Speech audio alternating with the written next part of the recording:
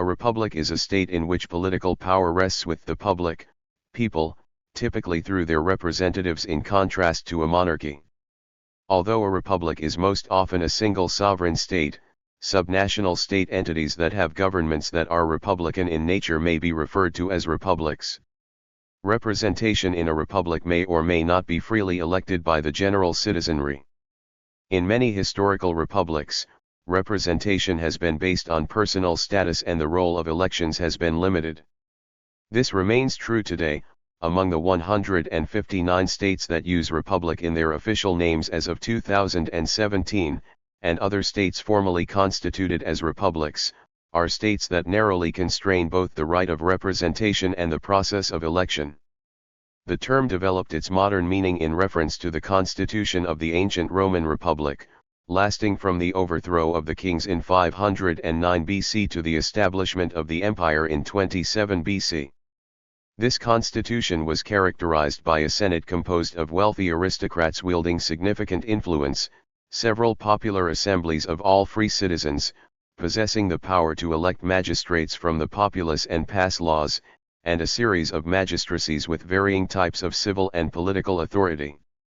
The modern type of republic itself is different from any type of state found in the classical world. Nevertheless, there are a number of states of the classical era that are today still called republics. This includes ancient Athens and the Roman Republic. While the structure and governance of these states was different from that of any modern republic, there is debate about the extent to which classical, medieval, and modern republics form a historical continuum. J.G.A. Pakak has argued that a distinct republican tradition stretches from the classical world to the present. Other scholars disagree. Paul Raw, for instance, argues that the classical republics had a form of government with few links to those in any modern country. The political philosophy of the classical republics has influenced republican thought throughout the subsequent centuries. Philosophers and politicians advocating republics, such as Machiavelli, Montesquieu, Adams, and Madison, relied heavily on classical Greek and Roman sources which described various types of regimes. Aristotle's Politics discusses various forms of government. One form Aristotle named politeia, which consisted of a mixture of the other forms, oligarchy and democracy. He argued that this was one of the ideal forms of government. Polybius expanded on many of these ideas, again focusing on the idea of mixed government and differentiated basic forms of government between benign monarchy, aristocracy, and democracy, and the malignant tyranny, oligarchy, and ochlocracy. The most important Roman work in this tradition is Cicero's De Republica. Over time, the classical republics became empires or were conquered by empires. Most of the Greek republics were annexed to the Macedonian Empire of Alexander.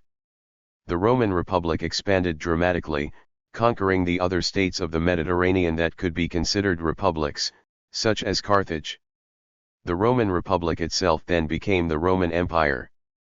The term republic is not commonly used to refer to pre-classical city-states, especially if outside Europe and the area which was under Greco-Roman influence. However, some early states outside Europe had governments that are sometimes today considered similar to republics. In the ancient Near East, a number of cities of the eastern Mediterranean achieved collective rule. Republic city-states flourished in Phoenicia along the Levantine coast starting from the 11th century BC. In ancient Phoenicia, the concept of shophead was very similar to a Roman consul. Under Persian rule, 539 to 332 BC, Phoenician city-states such as Tyre abolished the king system and adopted a system of the suffets, judges, who remained in power for short mandates of 6 years. Erwood has been cited as one of the earliest known examples of a republic, in which the people, rather than a monarch, are described as sovereign. The Israelite Confederation of the era of the Judges 21 before the United Monarchy has also been considered a type of republic. The system of government of the Igbo people in what is now Nigeria has been described as direct and participatory democracy. Early republican institutions come from the independent Gazagas means tribe and Saga means assembly, which may have existed as early as the 6th century BC and persisted in some areas until the 4th century AD in India. The evidence for this is scattered, however, and no pure historical source exists for that period. Diodorus, a Greek historian who wrote 2 centuries after the time of Alexander the Great's invasion of India, now Pakistan and northwest India, mentions, without offering any detail, that independent and democratic states existed in India. Modern scholars note the word democracy at the time of the 3rd century BC and later suffered from degradation and could mean any autonomous state, no matter how aristocratic in nature. Key characteristics of the GA seem to include a Gamukya, chief, and a deliberative assembly. The assembly met regularly. It discussed all major state decisions. At least in some states, attendance was open to all free men. This body also had full financial, administrative, and judicial authority. Other officers, who rarely receive any mention, obeyed the decisions of the assembly. Elected by the GA, the chief apparently always belonged to a family of the noble class of Kshatriya Varna. The chief coordinated his activities with the assembly.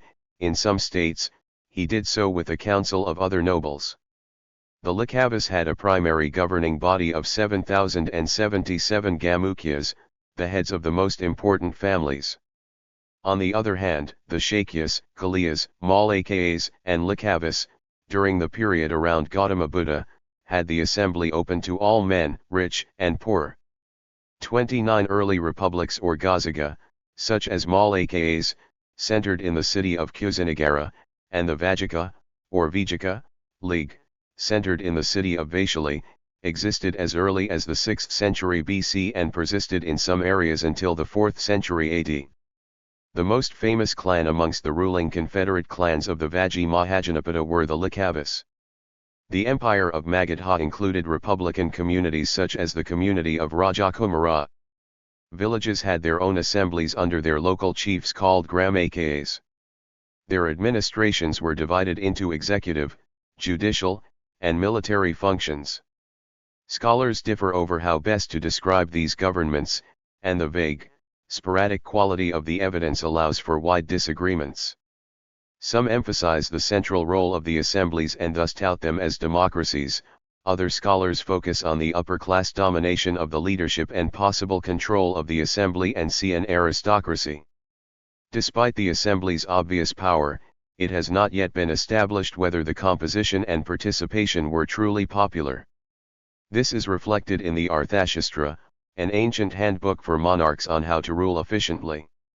It contains a chapter on how to deal with the sagas, which includes injunctions on manipulating the noble leaders, yet it does not mention how to influence the mass of the citizens, indicating that the Gazaga are more of an aristocratic republic than democracy. 35. The Icelandic Commonwealth was established in 930 AD by refugees from Norway who had fled the unification of that country under King Harald Fairhair. The Commonwealth consisted of a number of clans run by chieftains, and the Althing was a combination of parliament and supreme court where disputes appealed from lower courts were settled, laws were decided, and decisions of national importance were taken. One such example was the Christianization of Iceland in 1000, where the Althing decreed that all Icelanders must be baptized into Christianity, and forbade celebration of pagan rituals. Contrary to most states, the Icelandic Commonwealth had no official leader. In the early 13th century, the age of the Stirlings, the Commonwealth began to suffer from long conflicts between warring clans. This, combined with pressure from the Norwegian King Haakon IV for the Icelanders to rejoin the Norwegian family, led the Icelandic chieftains to accept Haakon IV as king by the signing of the Gamli Sáttmáli, Old Covenant, in 1262. This effectively brought the Commonwealth to an end. The Althing, however, is still Iceland's parliament, almost 800 years later. In Europe, new republics appeared in the late Middle Ages when a number of small states embraced republican systems of government.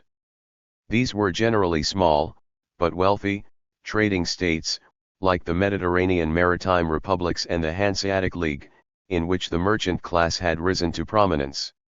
Knud Håkansson has noted that, by the Renaissance, Europe was divided, with those states controlled by a landed elite being monarchies and those controlled by a commercial elite being republics. Italy was the most densely populated area of Europe, and also one with the weakest central government. Many of the towns thus gained considerable independence and adopted commune forms of government. Completely free of feudal control, the Italian city-states expanded, gaining control of the rural hinterland. The two most powerful were the Republic of Venice and its rival the Republic of Genoa. Each were large trading ports, and further expanded by using naval power to control large parts of the Mediterranean. It was in Italy that an ideology advocating for republics first developed. Writers such as Bartholomew of Lucca, Brunetto Latini, Marsilius of Padua, and Leonardo Bruni saw the medieval city-states as heirs to the legacy of Greece and Rome. Across Europe, a wealthy merchant class developed in the important trading cities. Despite their wealth, they had little power in the feudal system dominated by the rural landowners, and across Europe began to advocate for their own privileges and powers. The more centralized states, such as France and England, granted limited city charters. In the more loosely governed Holy Roman Empire, 51 of the largest towns became free imperial cities. While still under the dominion of the Holy Roman Emperor, most power was held locally and many adopted republican forms of government. The same rights to imperial immediacy were secured by the major trading cities of Switzerland. The towns and villages of Alpine Switzerland had, courtesy of geography, also been largely excluded from central control. Unlike Italy and Germany, much of the rural area was thus not controlled by feudal barons, but by independent farmers who also used communal forms of government. When the Habsburgs tried to reassert control over the region, both rural farmers and town merchants joined the rebellion. The Swiss were victorious, and the Swiss Confederacy was proclaimed, and Switzerland has retained a republican form of government to the present. Two Russian cities with a powerful merchant class, Novgorod and Pskov, also adopted republican forms of government in 12th and 13th centuries, respectively, which ended when the republics were conquered by Muscovy/Russia at the end of 15th, beginning of 16th century. Following the collapse of the Seljuk Sultanate of Rum and establishment of the Turkish Anatolian Beyliks, the Ahilar merchant fraternities established a state centered on Ankara that is sometimes compared to the Italian mercantile republics. The dominant form of government for these early republics was control by a limited council of elite patricians.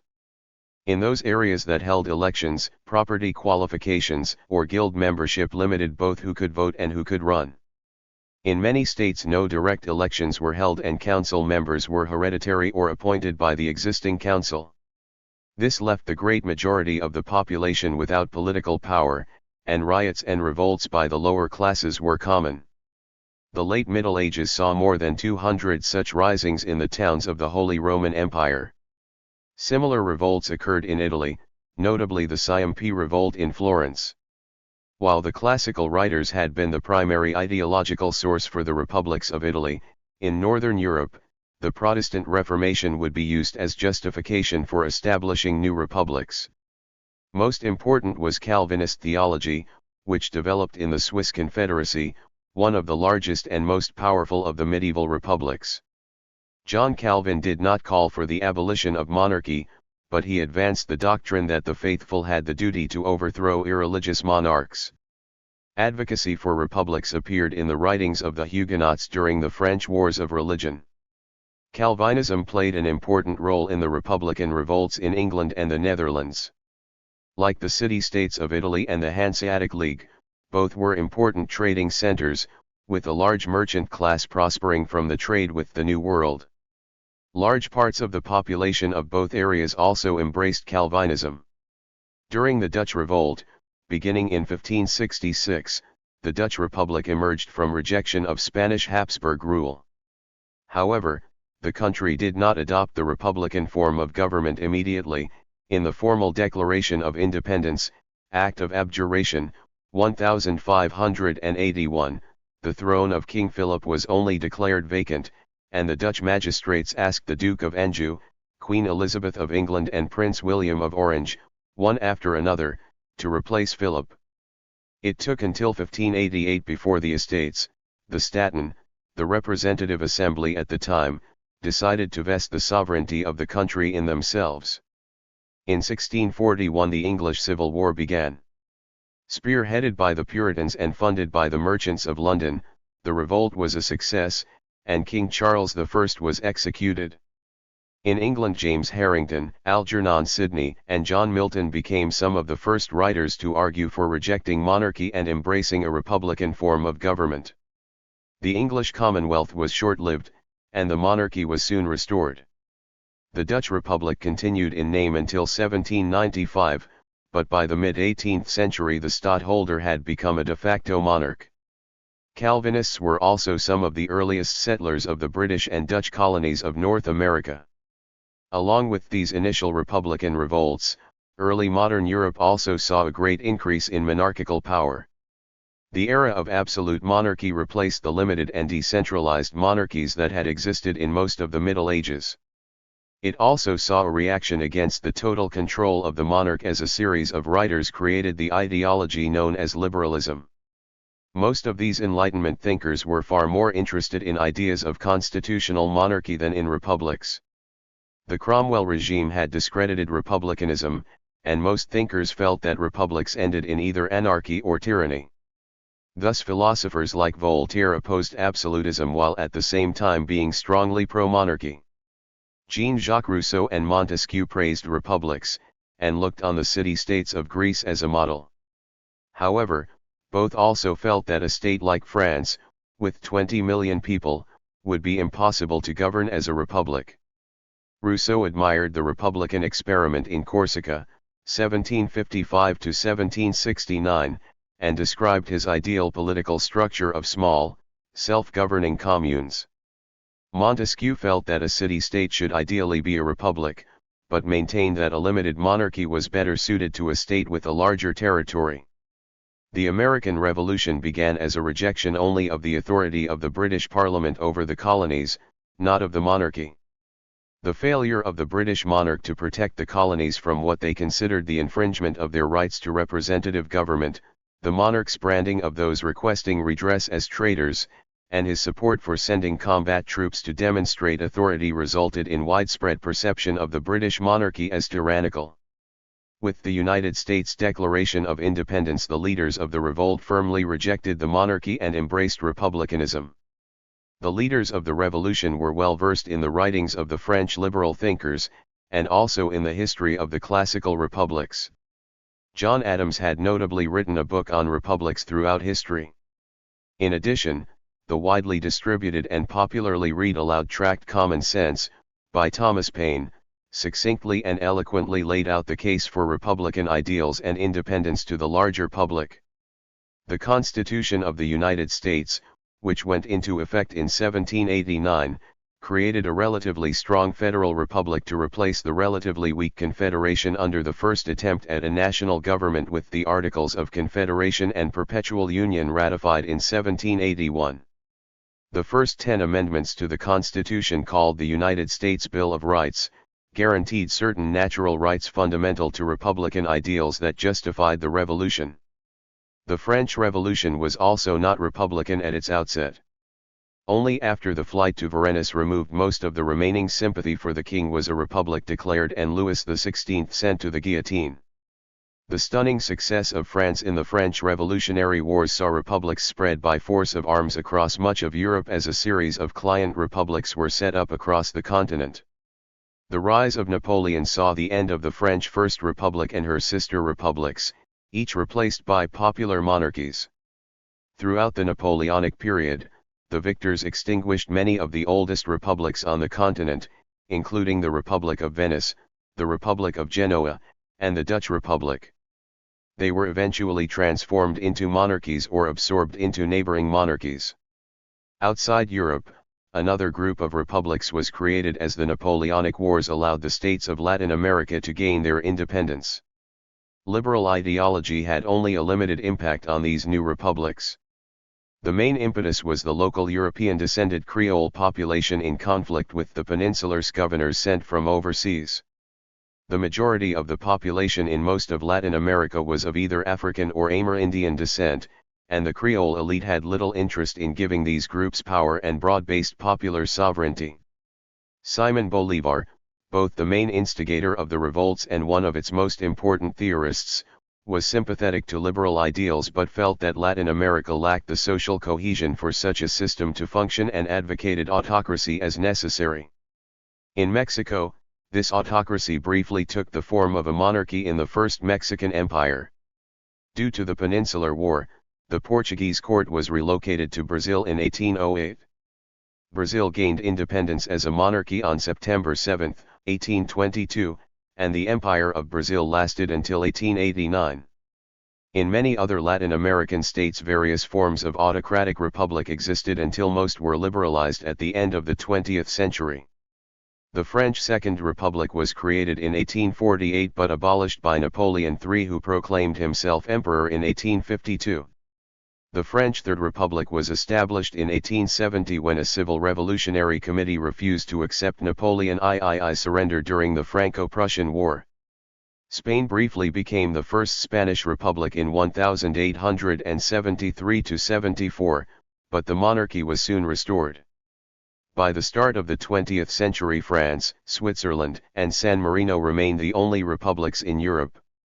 This changed when, after the 1908 Lisbon Regicide, the October 5, 1910 revolution established the Portuguese Republic. In East Asia, China had seen considerable anti-Qing sentiment during the 19th century, and a number of protest movements developed calling for constitutional monarchy. The most important leader of these efforts was Sun Yat-sen, whose three principles of the people combined American, European, and Chinese ideas.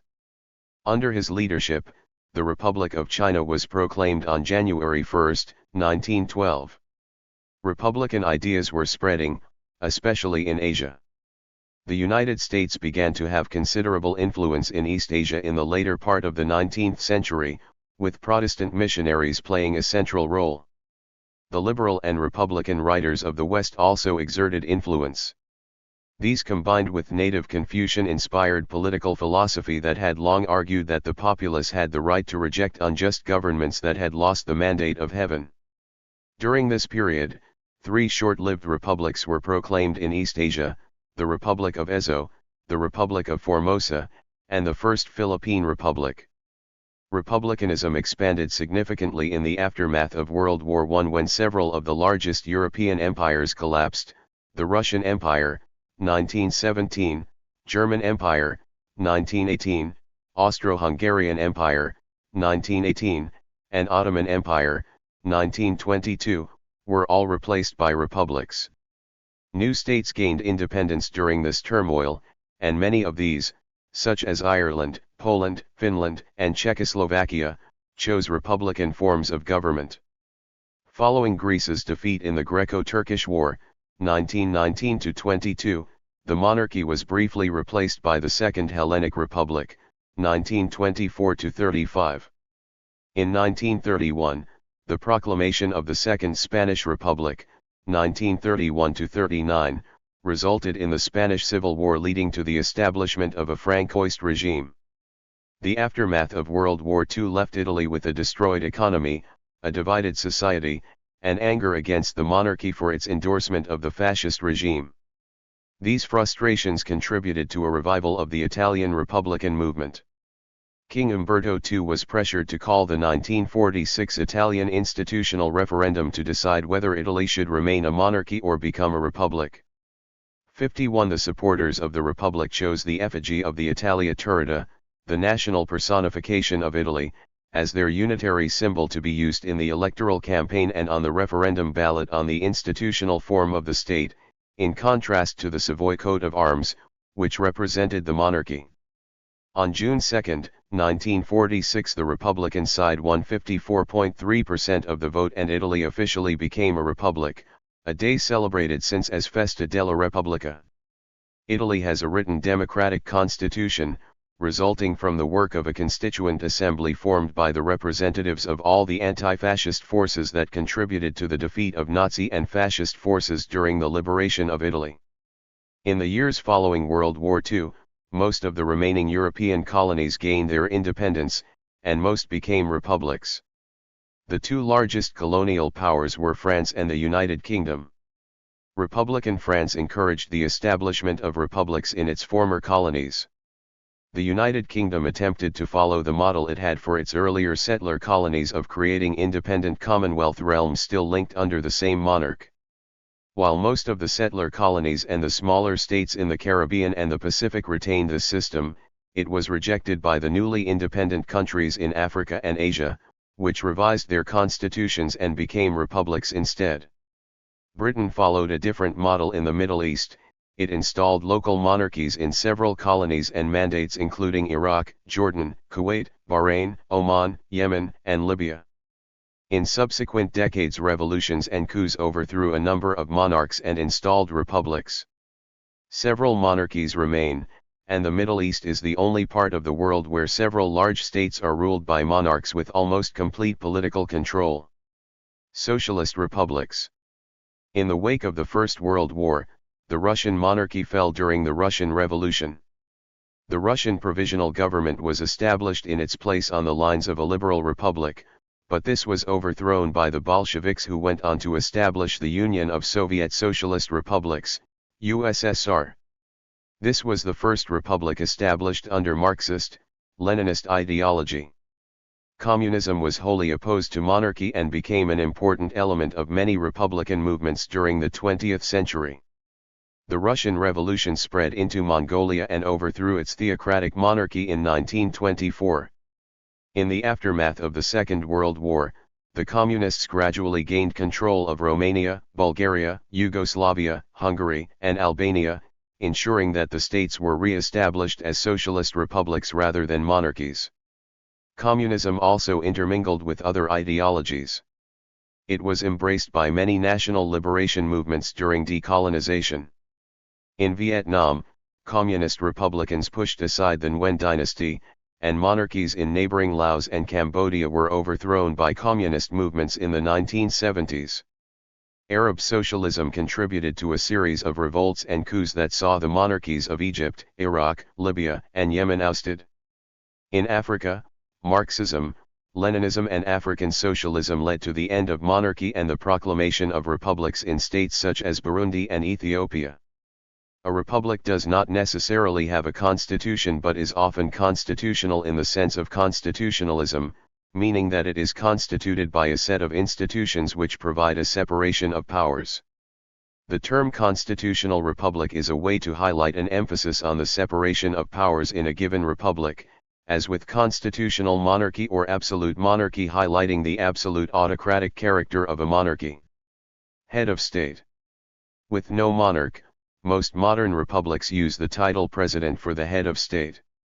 Originally used to refer to the presiding officer of a committee or governing body in Great Britain, the usage was also applied to political leaders, including the leaders of some of the 13 colonies, originally Virginia in 1608, in full, the President of the Council. The first republic to adopt the title was the United States of America. Keeping its usage as the head of a committee, the President of the Continental Congress was the leader of the original Congress. When the new Constitution was written, the title of President of the United States was conferred on the head of the new executive branch. If the head of state of a republic is also the head of government, this is called a presidential system. There are a number of forms of presidential government. A full presidential system has a president with substantial authority and a central political role. In other states, the legislature is dominant and the presidential role is almost purely ceremonial and apolitical, such as in Germany, Italy, India, and Trinidad and Tobago. These states are parliamentary republics and operate similarly to constitutional monarchies with parliamentary systems where the power of the monarch is also greatly circumscribed. In parliamentary systems, the head of government, most often titled Prime Minister, exercises the most real political power. Semi-presidential systems have a president as an active head of state with important powers, but they also have a prime minister as a head of government with important powers. The rules for appointing the president and the leader of the government, in some republics permit the appointment of a president and a prime minister who have opposing political convictions. In France, when the members of the ruling cabinet and the president come from opposing political factions, this situation is called cohabitation.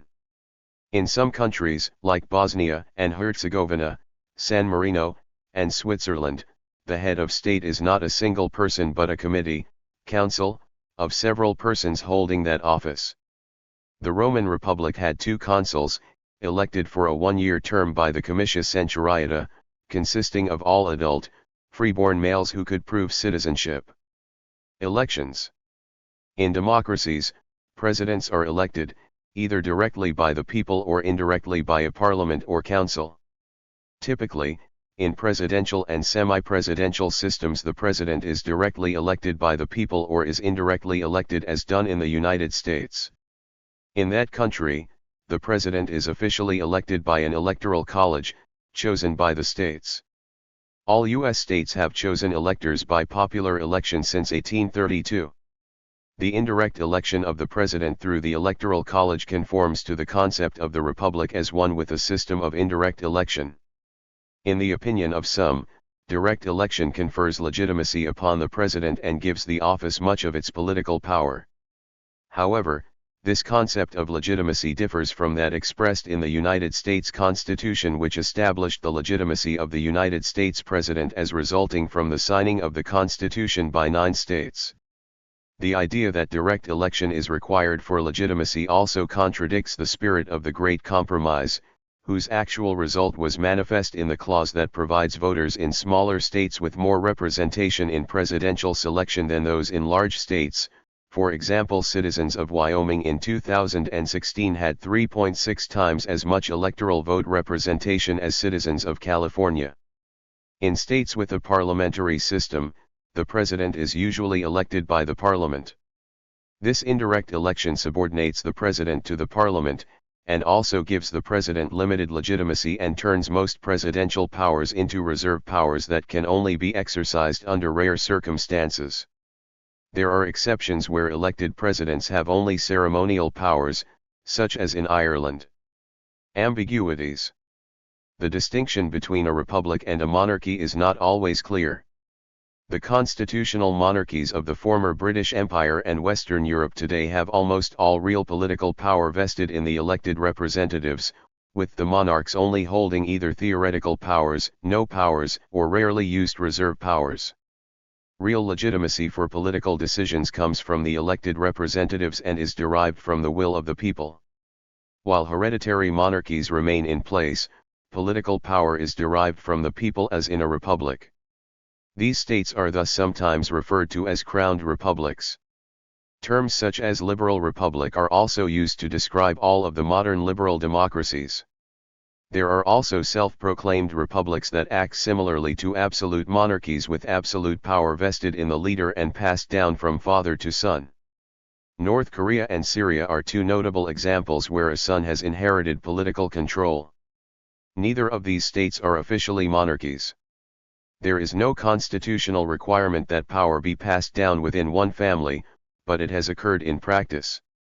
There are also elective monarchies where ultimate power is vested in a monarch, but the monarch is chosen by some manner of election. A current example of such a state is Malaysia, where the Yang di-Pertuan Agong is elected every 5 years by the Conference of Rulers composed of the 9 hereditary rulers of the Malay states, and the Vatican City State, where the Pope is selected by cardinal electors, currently all cardinals under the age of 80. While rare today, elective monarchs were common in the past. The Holy Roman Empire is an important example, where each new emperor was chosen by a group of electors. Islamic states also rarely employed primogeniture, instead relying on various forms of election to choose a monarch's successor. The Polish, Lithuanian Commonwealth had an elective monarchy, with a wide suffrage of some 500,000 nobles. The system, known as the Golden Liberty, had developed as a method for powerful landowners to control the crown. The proponents of this system looked to classical examples, and the writings of the Italian Renaissance, and called their elective monarchy aristocratic, based on residential publica. In general, being a republic also implies sovereignty, as for the state to be ruled by the people it cannot be controlled by a foreign power. There are important exceptions to this. For example, republics in the Soviet Union were member states which had to meet 3 criteria to be named republics. Be on the periphery of the Soviet Union so as to be able to take advantage of their theoretical right to secede. Be economically strong enough to be self-sufficient upon secession, and be named after at least 1 million people of the ethnic group which should make up the majority population of said republic.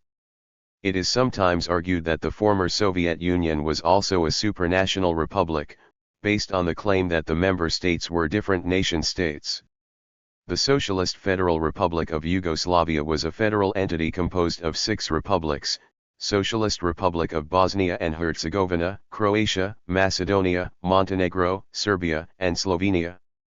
Each republic had its parliament, government, institute of citizenship, constitution, etc., but certain functions were delegated to the federation, army, monetary matters.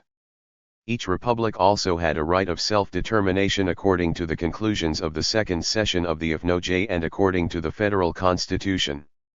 In Switzerland, all cantons can be considered to have a republican form of government, with constitutions, legislatures, executives, and courts, many of them being originally sovereign states.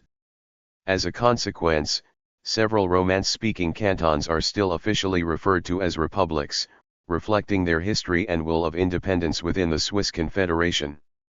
Notable examples are the Republic and Canton of Geneva and the Republic and Canton of Ticino. States of the United States are required, like the federal government, to be republican in form, with final authority resting with the people. This was required because the states were intended to create and enforce most domestic laws, with the exception of areas delegated to the federal government and prohibited to the states. The founders of the country intended most domestic laws to be handled by the states.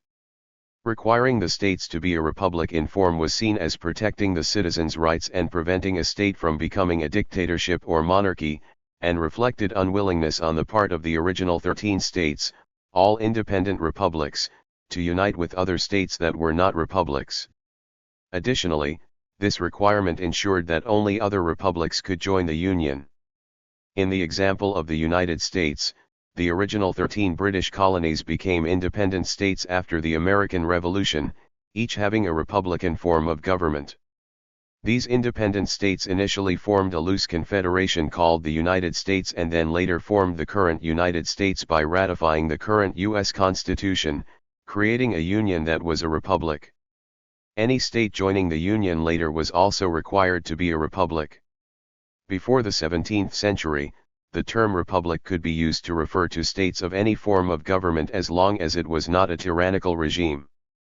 French philosopher Jean Bodin's definition of the republic was the rightly ordered government of a number of families, and of those things which are their common concern, by a sovereign power.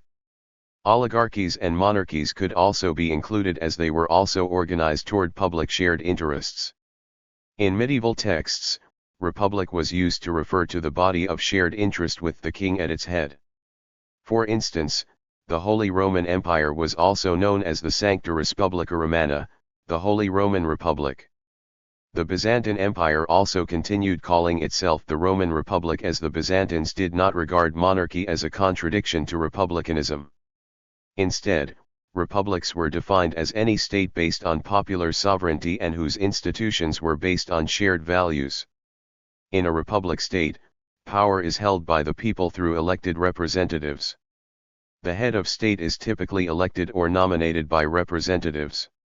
In a democratic state, power is wielded by the people of the state, typically through a mixture of elected representatives and direct voting, but in theory could happen purely by direct democracy without elected representatives acting as proxies. Many states are considered a mixture of both ideals, such as a representative democracy or democratic republic. The term democracy is sometimes used interchangeably with the term republic, while others have made sharp distinctions between the two for millennia. Montesquieu, founder of the modern constitutional state, repeated in his The Spirit of the Laws of 1748 the insight that Aristotle had expressed 2 millennia earlier: voting by lot is in the nature of democracy, voting by choice is in the nature of aristocracy. Additional critics of elections include Rousseau, Robespierre, and Marat, who said of the new French Republic, "What use is it to us, that we have broken the aristocracy of the nobles, if that is replaced by the aristocracy of the rich?" The term republic originated from the writers of the Renaissance as a descriptive term for states that were not monarchies. These writers, such as Machiavelli, also wrote important prescriptive works describing how such governments should function. These ideas of how a government and society should be structured is the basis for an ideology known as classical republicanism or civic humanism. This ideology is based on the Roman Republic and the city-states of ancient Greece and focuses on ideals such as civic virtue, rule of law and mixed government. This understanding of a republic as a form of government distinct from a liberal democracy is one of the main theses of the Cambridge School of Historical Analysis. This grew out of the work of J.G.A. Publica, who in 1975 argued that a series of scholars had expressed a consistent set of republican ideals. These writers included Machiavelli, Milton, Montesquieu, and the founders of the United States of America. Publica argued that this was an ideology with a history and principles distinct from liberalism. These ideas were embraced by a number of different writers, including Quentin Skinner, Philip Pettit, and Cass Sunstein. These subsequent writers have further explored the history of the idea, and also outlined how a modern republic should function. A distinct set of definitions of the term republic evolved in the United States, where the term is often equated with representative democracy. This narrower understanding of the term was originally developed by James Madison and notably employed in Federalist Paper No. 10. This meaning was widely adopted early in the history of the United States, including in Noah Webster's Dictionary of 1828. It was a novel meaning to the term. Representative democracy was not an idea mentioned by Machiavelli and did not exist in the classical republics. There is also evidence that contemporaries of Madison considered the meaning of republic to reflect the broader definition found elsewhere, as is the case with a quotation of Benjamin Franklin taken from the notes of James McHenry where the question is put forth, a republic or a monarchy. The term republic does not appear in the Declaration of Independence, but it does appear in Article 4 of the Constitution, which guarantees to every state in this union a republican form of government. What exactly the writers of the Constitution felt this should mean is uncertain. The Supreme Court, in Luther v. Borden, 1849, declared that the definition of republic was a political question in which it would not intervene. In 2 later cases, it did establish a basic definition. In United States v. Cruikshank, 1875, the court ruled that the equal rights of citizens were inherent to the idea of a republic. However, the term republic is not synonymous with the republican form. The republican form is defined as one in which the powers of sovereignty are vested in the people and are exercised by the people, either directly, or through representatives chosen by the people, to whom those powers are specially delegated. Beyond these basic definitions, the word republic has a number of other connotations. W. Paul Adams observes that republic is most often used in the United States as a synonym for state or government, but with more positive connotations than either of those terms. Republicanism is often referred to as the founding ideology of the United States. Traditionally, scholars believed this American republicanism was a derivation of the classical liberal ideologies of John Locke and others developed in Europe. In the 1960s and 1970s, Bernard Bailyn began to argue that republicanism was just as, or even more important than liberalism in the creation of the United States. This issue is still much disputed and scholars like Isaac Kramnik completely reject this view. Thank you for watching this video.